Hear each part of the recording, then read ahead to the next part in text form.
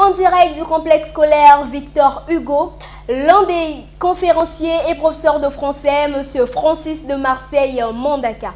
Bonjour M. Mondaka. Bonjour. Au départ, vos collègues qui enseignent les autres matières étaient un peu réticents à l'idée de participer à une conférence sur l'enseignement du français. Mais aujourd'hui, nous les voyons se joindre à vous. Alors nous voudrons bien savoir par quels mots ou encore de quel argument avez-vous usé pour les convaincre afin qu'ils adhèrent eux aussi à ce genre de conférence. Merci. Au départ, il y a eu de nombreux malentendus sur ce séminaire.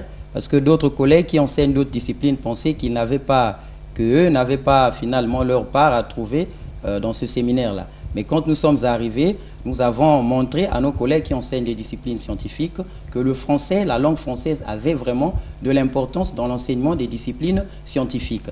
J'ai pris un cas de figure, par exemple, dans mon intervention.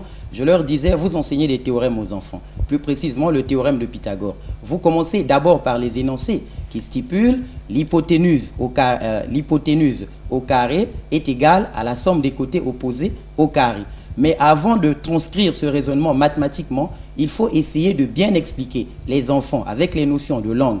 Par exemple, leur dire l'hypoténuse, c'est ce côté-là qui est opposé à l'angle droit du triangle rectangle. Et puis leur dire c'est quoi les côtés opposés. Et une fois que vous allez transcrire ce raisonnement en mathématiques, c'est-à-dire qu'en raisonnement mathématique, l'enfant saura repérer l'hypoténuse et l'applicabilité de la formule deviendra plus simple. Et ceci doit d'abord se faire par un travail de compréhension des concepts en amont pour transcrire mathématiquement en aval. Et finalement, à la fin, ils ont compris que le français avait vraiment de l'importance parce qu'on a pris beaucoup d'autres cas de figure, mais je ne me limite qu'à ça. Et que ce soit dans l'enseignement du français ou encore dans l'enseignement d'autres matières, les enseignants se doivent de respecter scrupuleusement les programmes qui ont déjà été établis, ce qui leur donne très peu de marge de manœuvre pour des initiatives personnelles.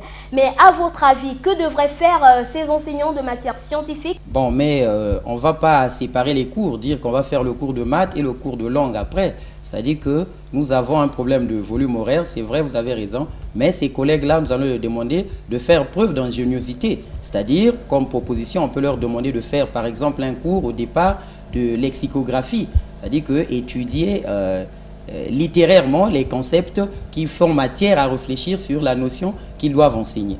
C'est-à-dire qu'au départ, si vous enseignez les théorèmes, vous pouvez dire, voilà ceci le théorème, vous expliquez les énoncés. Ceux qui sont en SVT, vous expliquez les concepts phares, comme ça, une fois qu'il y aura transposition de ces énoncés ou en formule mathématique, les élèves comprendront mieux et puis bon, vous allez gagner en temps. Mais sinon, proposer plus d'heures, je ne trouve pas. Vraiment, ils feront preuve d'ingéniosité pour savoir comment utiliser leur temps.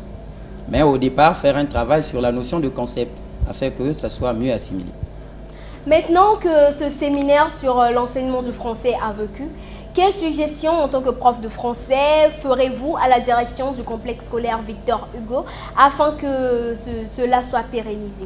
Oui, d'ailleurs, on salue l'initiative d'abord et on dit que c'est juste pour la première fois, c'est juste, comme je peux dire, d'entrée de jeu, mais on va demander à Victor Hugo et peut-être à l'INRAP et d'autres institutions d'organiser des séminaires, peut-être pas de formation, mais les séminaires de renforcement de capacité afin de voir entre nos collègues comment est-ce qu'on peut faire discuter afin que nos enseignements soient efficaces et que nos enfants comprennent mieux.